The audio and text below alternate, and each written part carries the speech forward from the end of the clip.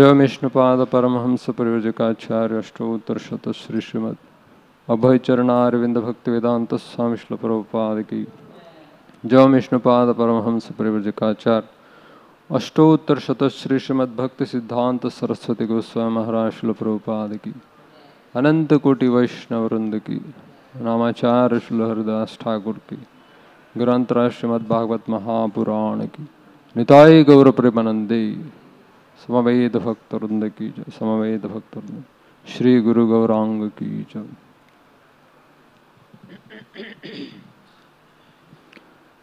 ओम नमो भगवते वासुदेवाय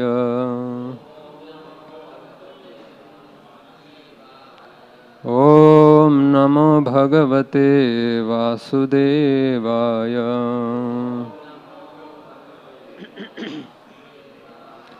ओम नमो भगवते वासुदेवाय ओम अज्ञानतिमिरन्धस्य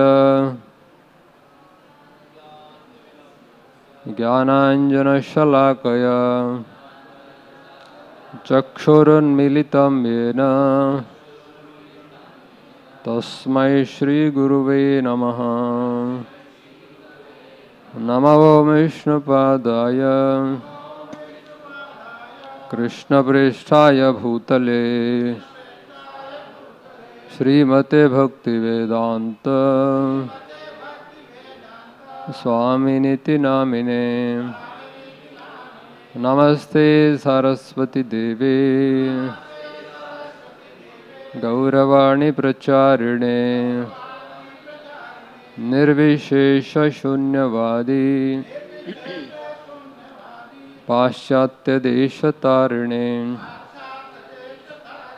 श्री कृष्ण चैतन्य प्रभु नित्यानंद श्री अद्वैत गदाधर श्रीवासादि गौर भक्त वृंद। Hare Krishna Krishna Krishna Hare Hare Hare Rama Rama Rama Hare Hare Hare Krishna. Reading from Srimad Bhagavatam Canto 11, Chapter 18, Text number 7. Vannai Charu Purodashai Nirvaped Kalachoditan Na तो श्रुतेन पशुना माम यजेत वन आश्रमी वन्नैश्चरु पुरोडाशैर निर्वपेत कालचोदितान् न तो श्रुतेन पशुना माम यजेत वनाश्रमी वनश्चरु पूर्णोषाय निर्वपेत कालचोदितान् न तो श्रुतेन पशुना माम यजेत वनाश्रमी वनश्चरु पूर्णोषाय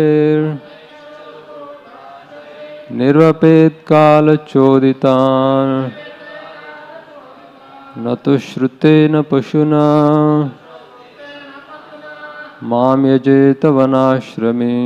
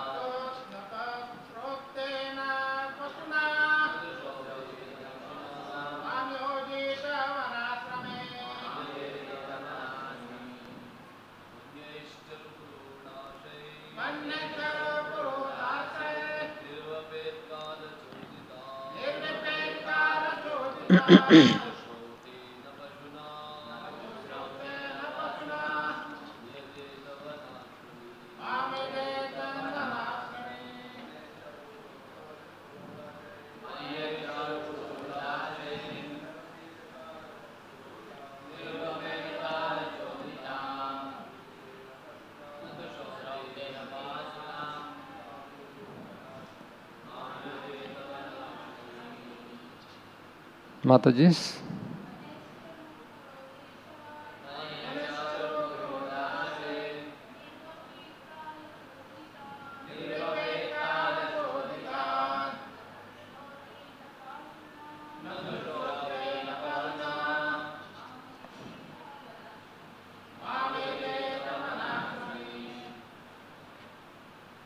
Vanne obtained in the forest. Charu with oblations of rice, barley and dal beans. Purodashai and sacrificial cakes prepared with wild rice. Nirvapet one should offer. Kala Choditan ritualistic sacrifices such as Agrayana offered according to the seasons. Na, never. Tu, indeed. Shrutena, mentioned in the Vedas. Pashuna, with animal sacrifice. Mam, me. Yajeta, may worship.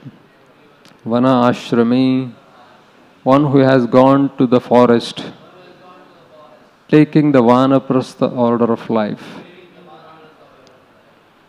Translation and purports by the disciples of His Divine Grace A.C. Bhaktivedanta Swami Srila Prabhupada.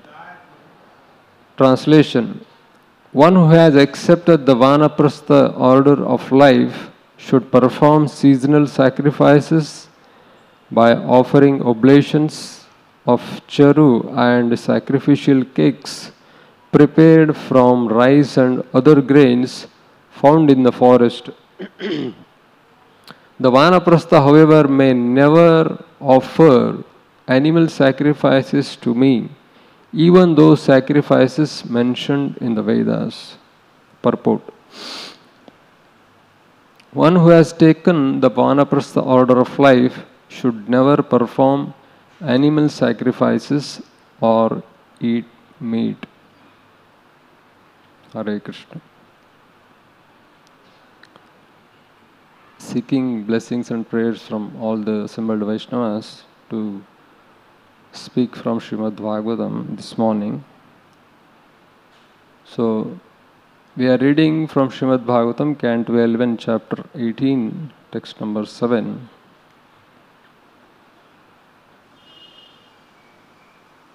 Krishna says in Bhagavad Gita, Chaturvarnam maya srishtam guna karma vibhagasha tasya kartaram vaipapam vidhi akartaram avyayam.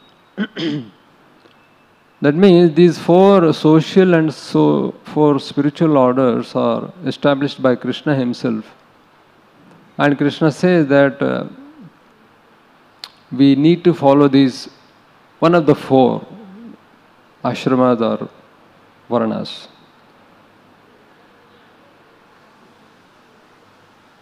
And in Vedic religion, everybody is responsible, no matter what one's ashrama or varna is. Generally, a brahmana or a sannyasi is considered very high in society. Even they are subjected to follow rules and regulations. That means no one is spared. Everybody has to follow the according rules and regulations set the scriptures. So here we see that how Lord Krishna is explaining to Uddhava, especially the principles for the Vanaprastha ashrama. For, as I said, all four varnas and ashramas, they have their duties and responsibilities. For brahmachari, it is sense control. They need to do sense control and learn the Vedas from their spiritual masters. And for grahastha, that it is said that they should be offering charity to people in general, especially the higher classes. And vanaprasthas, it is austerity. And for sannyasis, it is the distribution of Vedic wisdom traveling all over the world. So these are the rules, these are the services they need to render to the society. And in this particular verse, we are discussing about Vanaprastha ashram, where the austerity is their principle of, they need to follow the austerities in order to serve the society and the Lord. So we heard from a couple of classes from devotees that how Vanaprastha ashrami need to perform the austerities as explained in the scriptures.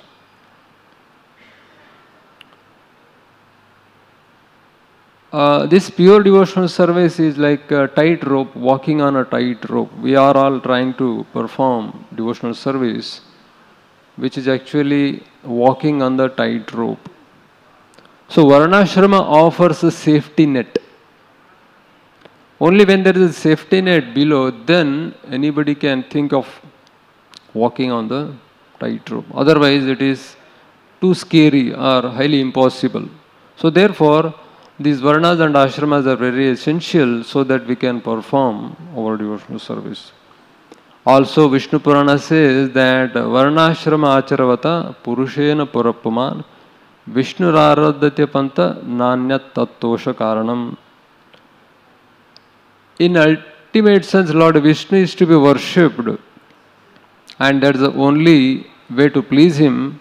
And in order to please Lord Vishnu and perform devotional service, we need to follow the varnas and ashramas. And we see that various devotees, Mahajanas, have exemplified these principles. There are ancient Mahajanas like Prithu Maharaj, Lord Rishwadev himself, even Dhritarashtra for that matter. Although Dhritarashtra was very highly attached to his kingdom and his sons, but after being chastised by his brother, younger brother Vidura, he also set out to perform austerities as a Vanaprastha. So even ancient Mahajanas, so they could perform these austerities, performing their duties. And also there are recent Mahajanas like our Goswamis of Vrindavan and our Acharyas like Bhaktivinoda Thakur, Srila Bhaktisiddhanta Thakur, and of course our Srila Prabhupada, who have set the ideal example that how one can follow these varnas and ashramas perfectly, especially Vanaprastha ashram. And also I would like to say about recent Mahajanas or modern Mahajanas. Ancient are those who were before Sri Chaitanya Mahaprabhu's era, and recents are those who took birth and practiced their principles after Sri Chaitanya Mahaprabhu, isn't it? And these modern Mahajanas are those people who have practiced all these principles in their lives, being Srila Prabhupada's disciples or his grand disciples. I would like to call them as modern Mahajanas, because we need to have some examples.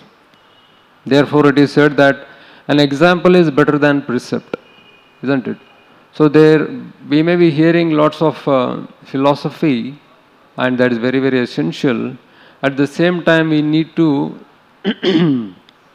know and hear about the practical examples, isn't it? So that gives us some hope, how they practiced it and how we can also try to do that.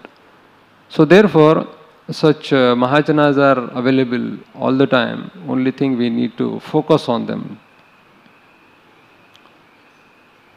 So therefore, other days, some of our devotees, they were explaining about how our recently devotees joined in Vanaprastha ashram and performed their duties very well and made their way back to Godhead.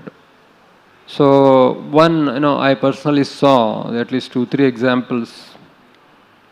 Abhiram Gopal Prabhu, who lived right in this ashram as a Vanaprastha, who set an ideal example. Although coming from a very rich aristocratic family, he was a big official in some CEO as a CEO in some multinational company in Japan, and he returned. And actually, his sons and daughters, they lived in Japan. He personally lived in Karachi, Pakistan, where he worked as an official. And when he understood that he need to perfect his life, so he came back to India. He came to Radha Gopinath temple here and lived amongst us. Although he didn't have much of any facilities to be here, but still he made it a point to be amongst us here. Right here in this room nearby, just next to Gaurnita Hall, there used to be a small room, and that is where he stayed. And he was very particular about his sadhana and especially service to his spiritual master, His Holiness Radha Swami Maharaj. And although he had all the opulences and so many family members, but still he preferred to stay amongst us here and perform austerities as Vanaprastha Ashrami does. And in 99, I think 2000, he left his body amongst the devotees chanting Hare Krishna before him. So thus he exemplified as a perfect Vanaprastha. And we also know about Sripati Prabhu, whom I also had interactions with him. He also lived amongst us here for some time. And every morning he used to recite Gajendra's prayers. I remember still. He used to be sitting in that courtyard and he used to recite every single morning Gajendra's prayers before even Mangalarti. And after some time he decided to go to Vrindavan Dham, and there he wanted to practice the remaining years of his life as a Vanaprastha. He took permission and blessings from his spiritual master and Vaishnavas, and he went to Vrindavan. And I saw also in Vrindavan, when I used to go to Vrindavan for my art seminars, he used to be staying at Daru Krishna Prabhu's place. There's the one nice flat of Daru Krishna Prabhu. He used to be staying there, and I used to be there for some time, for 15-20 days. And I saw him personally. He used to be getting up early in the morning every single day. He used to go to Krishna Balram temple to attend Mangalarti, and till morning program he used to be there and used to take temple prasadam. However austere it was for him, it was not a problem for him. So still he would try to follow all the rules and regulations being in Vrindavan Dham. And I used to see him personally, and it was such a nice example. And at times he used to come to Mumbai for his family duties, attending somebody's marriage or some other occasion. He used to come and just immediately leave for Vrindavan. And we started calling him as Brajavasi, and he actually was a Brajavasi in the sense he exemplified perfectly as a Brajavasi. And I think year 2016 when I went to Vrindavan for Yatra, then that time I saw him the last time. I thought of, I didn't know anything about what is going to happen, but still I thought of offering him some fruits before I departed from Vrindavan. And he very happily accepted it, and he was very happy and he blessed me. So I still remember those days, how he was interacting with all of us. And later on when we hear recently that how he left his body in Sri Vrindavan Dham amidst all devotees chanting Hare Krishna, and thus perfecting his life. And one more example I would like to quote here, one Advaita Prabhu, whom I saw personally in Odisha, especially our Gadadhar Gaur Prabhu, you must have seen Gadadhar Gaur Prabhu from Vidyapit batch. He has started his preaching in his own hometown near Bhubaneswar, and in that place, it is a very small ashram containing about 4-5 devotees staying there. Students basically kind of VTA he is carrying on. And in that ashram, one Advaita Prabhu, we called him Advaita Prabhu, he came and he decided to spend his last days of his life in the ashram. Although his sons and daughters and everybody is there, and he has a good amount of land to cultivate. I also visited his hometown and saw his sons and daughters, they are all very well placed. But still he decided to come to live in the ashram at the end of his life. And his speciality was he was into deity worship, although not yet initiated, but then there was a need, so therefore he was given that service. He used to get up early in the morning and do the deity worship. And in front of the ashram there is a nice tulsi garden they have grown, huge garden, so many tulsi trees.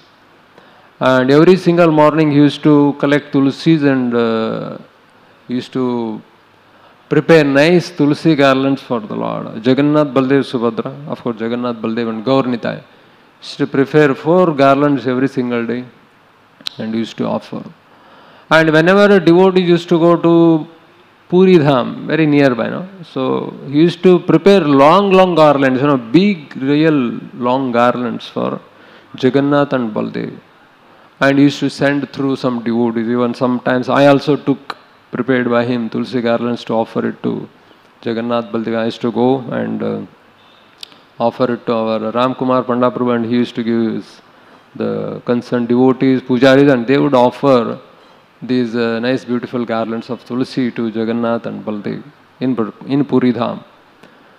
And thus he was living there, and one fine day, as it happens, he had to go to Bhubaneswar, and actually very unfortunate that while he was walking, vehicle hit him very hard, so he crashed down and he was admitted into the hospital, and then as it happens always, so he breathed his last amidst devotees chanting Hare Krishna, and thus exemplifying a life of austerity and dedication. Here is Advaita Prabhu. And I would like to take one more example of Bhagwan Malodkar, who lived just nearby in Pune, who was the father of our God brothers like Sundarvar Prabhu and Sankirtan Anand Prabhu. You might be knowing.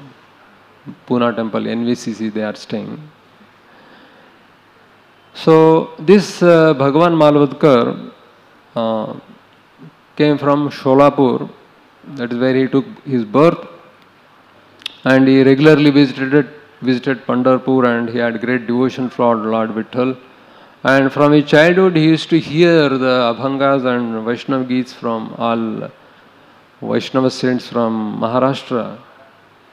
And thus he cultivated his devotional service since his beginning of his life. And being a very brilliant student in his college, he used to always stand in first in his studies. And later on, when he graduated, he took to the profession of teacher only, ultimately. And then he joined Chintamani Vidya Mandir, Pune, as a teacher, as a professor. And there he performed such a nice service as a professor to the students. He became very famous very quickly. And seeing his, fame and name, other colleagues of his, other professors, they started becoming envious of him. They were trying to create problems for him. Even then, he stood fast and did his duties.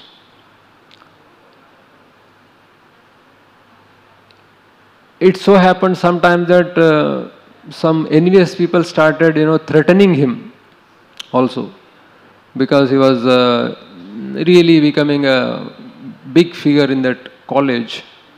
So envious people, they started threatening him, and there were life threats against him. But still he was not at all budged. He was just performing his duties.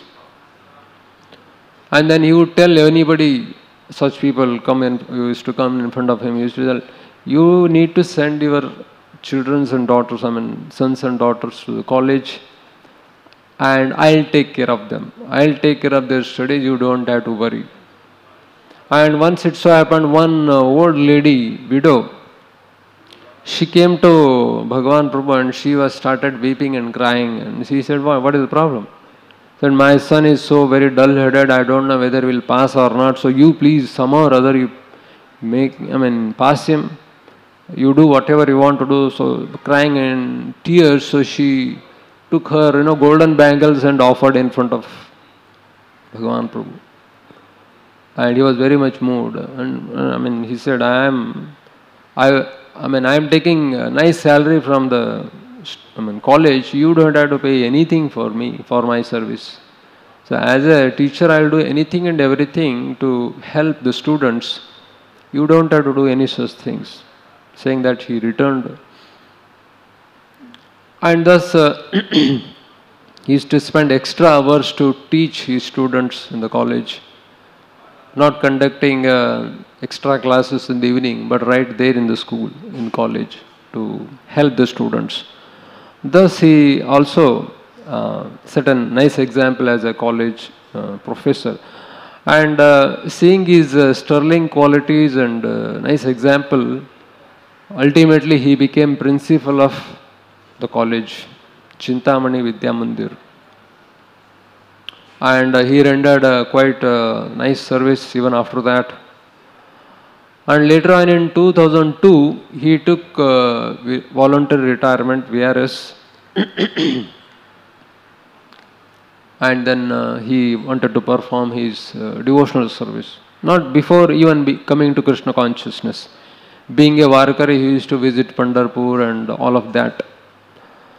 And from his wife Shalini, he had 3 sons, Prashant, Siddhant and Prakash. Prashant was senior and eldest son, and Siddhanta became Sankirtanananda Prabhu, and Santosh Prabhu became Sundarvar Prabhu. Before they becoming devotees, they used to be studying in COEP, College of Engineering, Pune. So there our Chaitanya Charan Prabhu used to regularly conduct classes.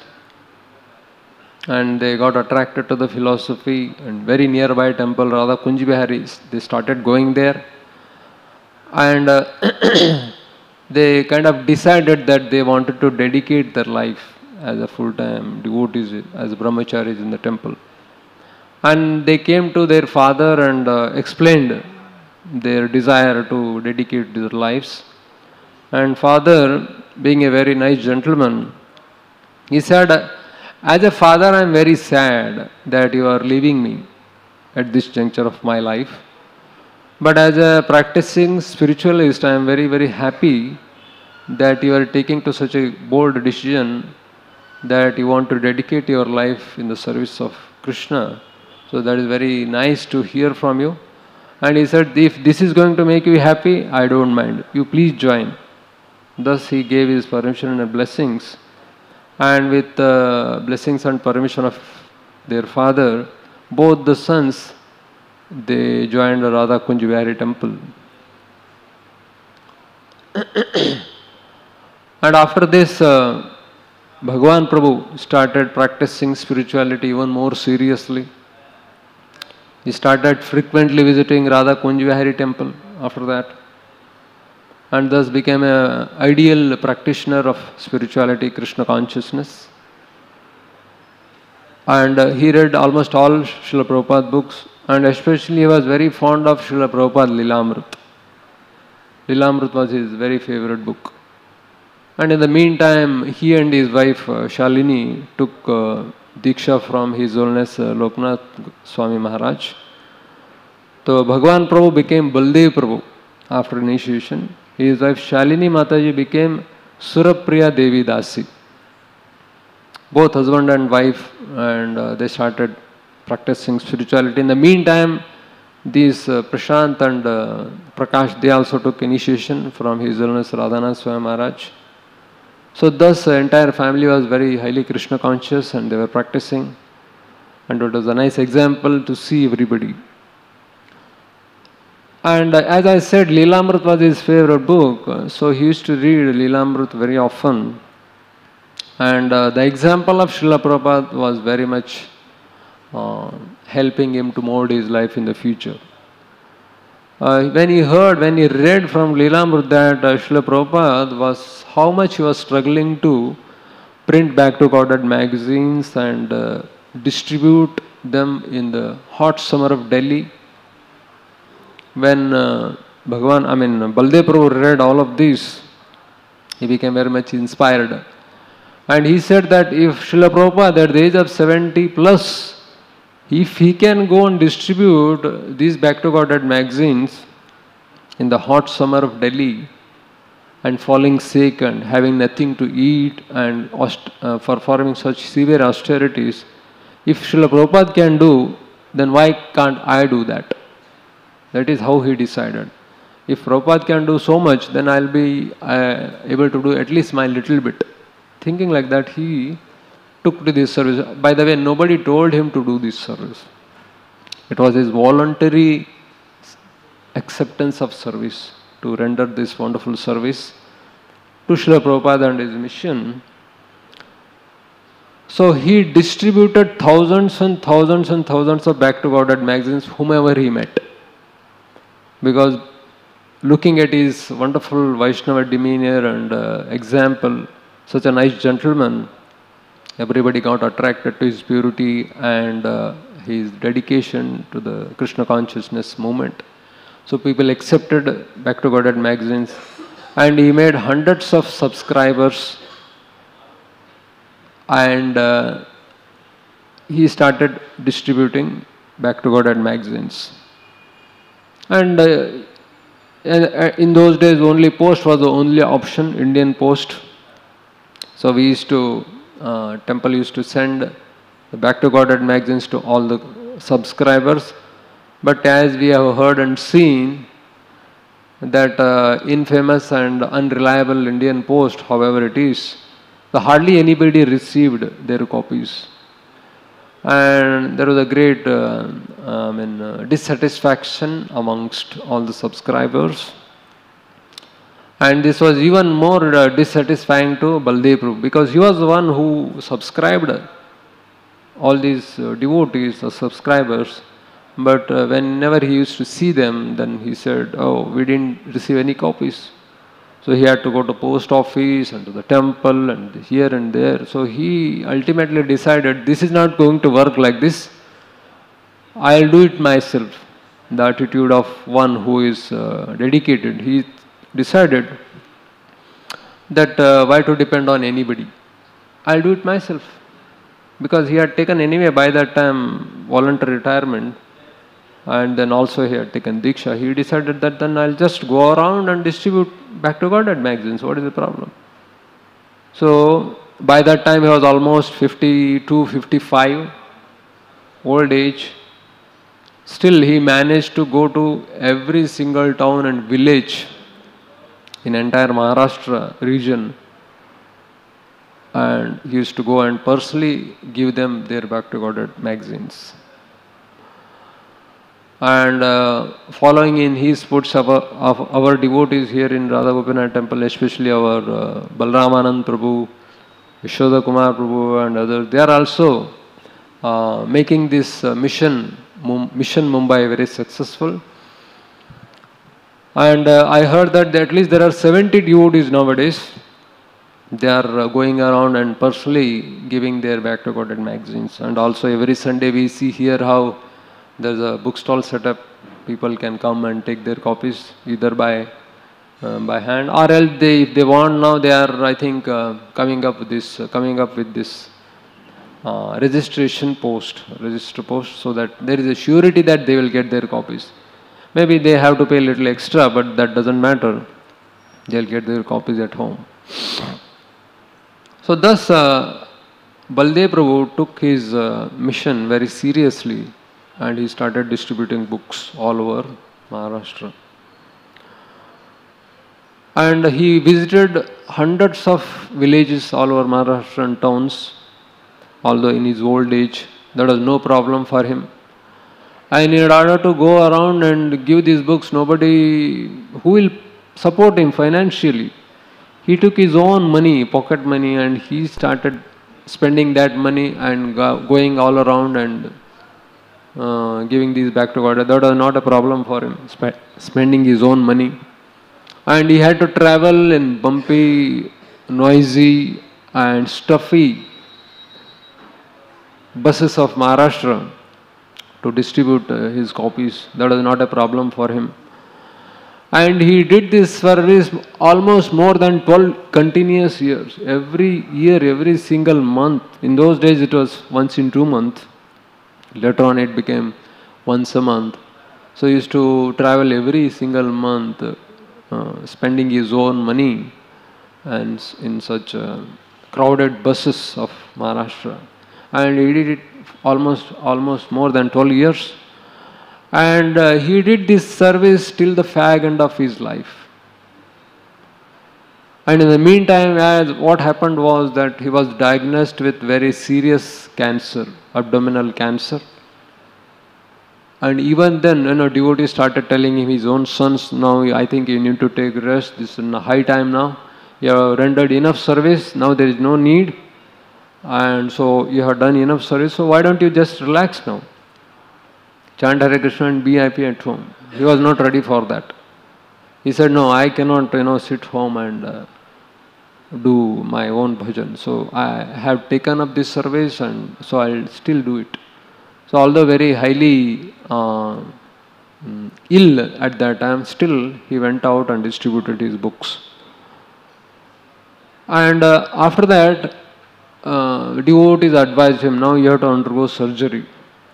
In Bijay Medical College, Saraswati Mataji performed very intense surgery. Even after surgery, he didn't stop. That time it was too much. Still he said, no, I have to go out and distribute these Back to God magazines. So still he went out and distributed Back to God magazines. That was not a problem for him. And Mataji says, Saraswati Mataji, if anybody who undergoes these kind of surgeries, they really go wild, they go mad because of intense pain and all of those inconveniences. But in the example of Baldev Prabhu, it was very clearly evident that he was very sober and very fixed up. Although internally suffering too much, but still he was able to tolerate all of that, as it is the ashrama duty of Vanaprastha. He actually took Vanaprastha ashram in that sense. Not officially, but he did all the rules and followed all the rules and regulations. And thus he went on distributing books even after the surgery. So as it is said in Chaitanya Charitamrita, Praghada Premere Swabhava Achara Nija Dukkha Vignadira Nakara Vichara. Although there are so much dukkha and vigna in his life, but that did not matter to him because he was having that Praghada Prema and thus he could go on distribute his books. So in 2001, his wife Surapriya Mataji, she left her body because of her suffering from severe cancer. She also left her body. And the sons, all the three sons and husband, they tried everything humanly possible to save her. But because of her advanced age, they could not save her. So she left her body. And Baldev Prabhu had 2 flats in Pune city. That means huge amount, lakhs and lakhs of amount.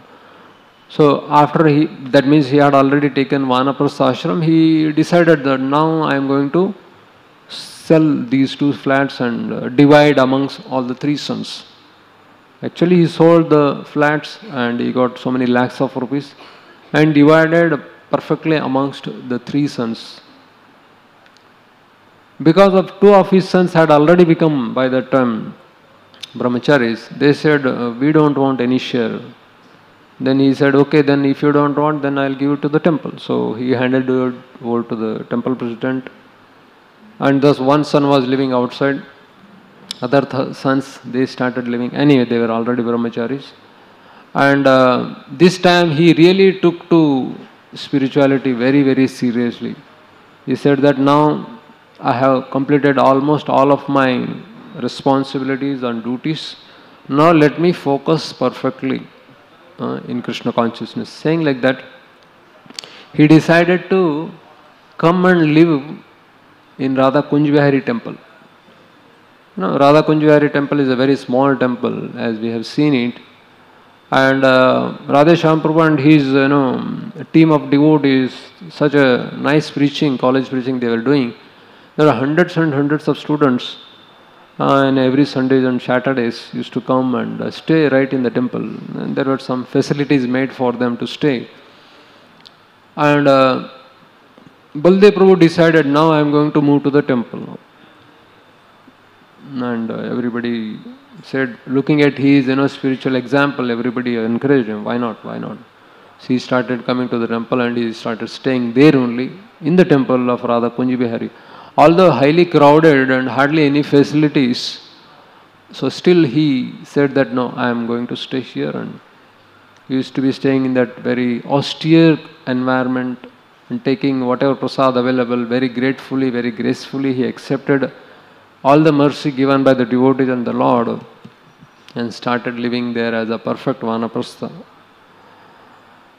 Although he had undergone all those surgeries and so much of medication he was taking, it was really inconvenient for him to be staying there and doing all his services.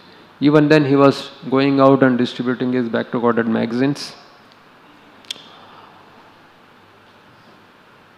Still he continued as a perfect vanaprastha ashrami. So it so happened that after that his cancer started really troubling him, and ultimately it was decided that in temple it is hardly he'll be taken care, so he should be shifted to some other place. And there was nearby no such place was available. One devotee came forward, Neeraj Kamte, who was a Ayurvedic physician by the profession. He came forward and he offered the facility. He had a small flat nearby temple, and he was Baldev Prabhu was given one single room, and there he started living and taking his medications and other things very seriously. In the meantime, Sundarvara Prabhu took leave from his service. He took permission and leave, and then he started living with his father, taking care of all his needs and necessities. And this was too much for Baldev Prabhu. Baldev Prabhu said, no, I am supposed to be serving devotees and the Lord. And you are all brahmacharis living in the temple. You are supposed to serve the mission of the Lord and your other duties you need to attend to. But then you are serving here, this is too much, I cannot bear this. So he used to send him back. And again the temple devotees would send Sundar Prabhu back to come to him and take service. So ultimately even Sundar Prabhu and other his sons, they said, no, it is our duty to take care of you now. If it was not for Srila Prabhupada's teachings, we would have never done these kind of services for anybody, what to speak of our parents.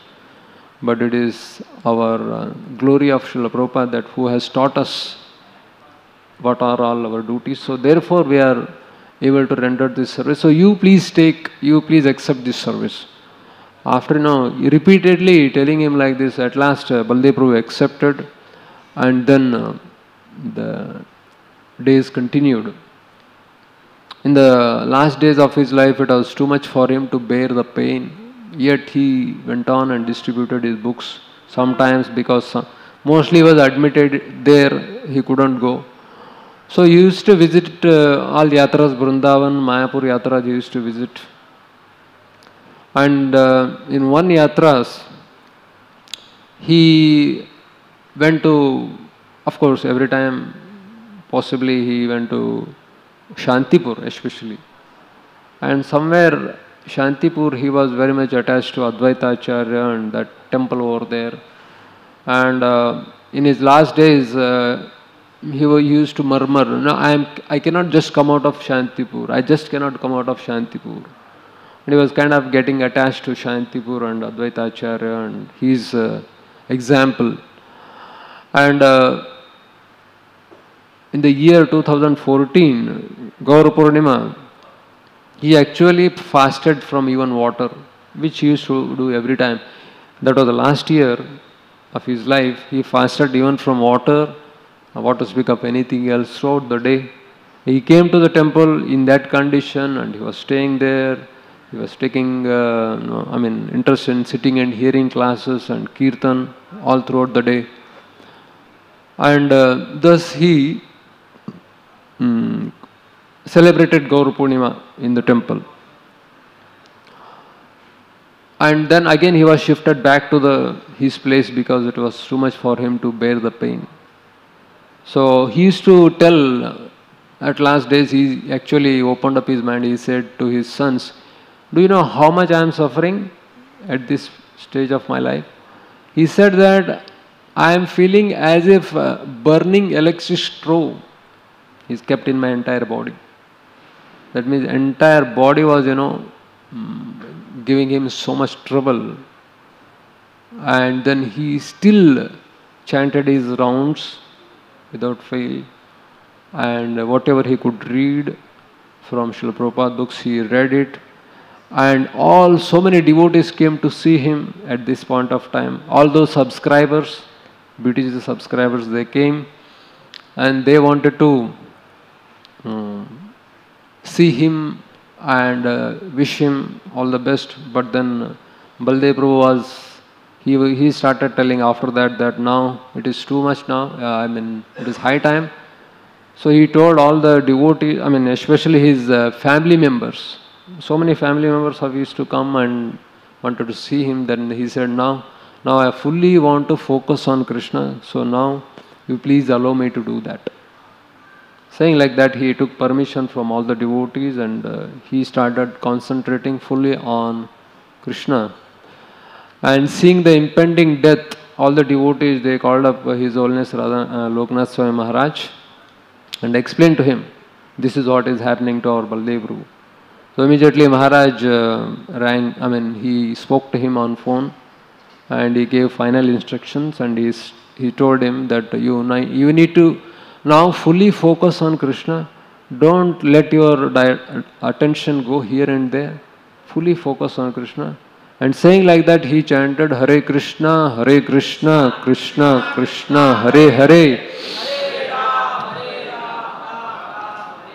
In the ears of his disciple Baldev Prabhu.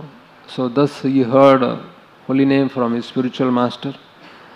And after the few more days, the last day of his life, year 2014, early morning, 6 o'clock, 6:30 I believe.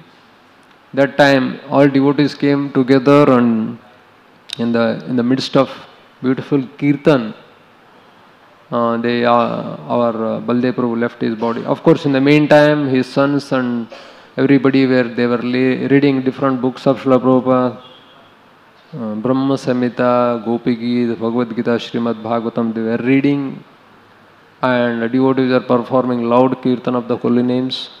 And in the midst of such a wonderful atmosphere, Baldev Prabhu departed to the spiritual world. And after that, His Holiness Loknath Swami Maharaj, he wrote an offering to his disciple Baldev Prabhu. He said that Baldev Das was not just a tireless BTG distributor, He was also a prominent supporter and fundraiser for Srila Prabhupada's Ghat project in Pandharpur Dham, and also an active preacher in Alandi Pandharpur Dandi Yatra, which is conducted annual pilgrimage with tens and thousands of people.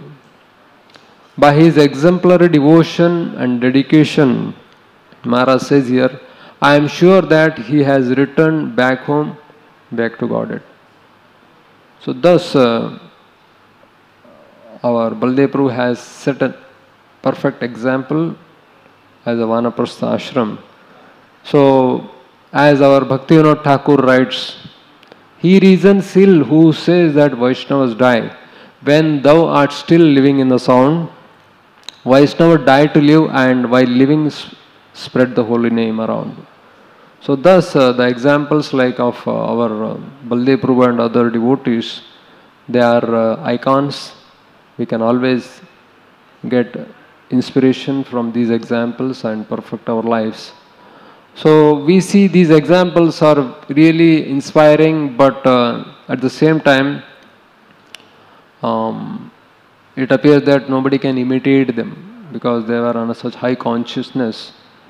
So looking at that,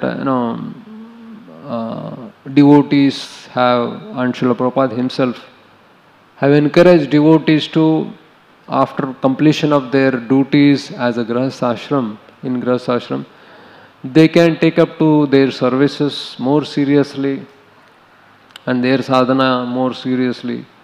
And why not, even if they can live in their own homes and practice their spirituality, understanding taking the mood and spirit of these devotees and all our ancient and ancient Mahajanas who actually gone out of home and performed severe austerities, living in such austere conditions. And devotees like Baldev Prabhu and others, they rendered service right living in ISKCON and living at their homes. So we have got such nice examples to follow. So therefore, as I said, an example is better than precept.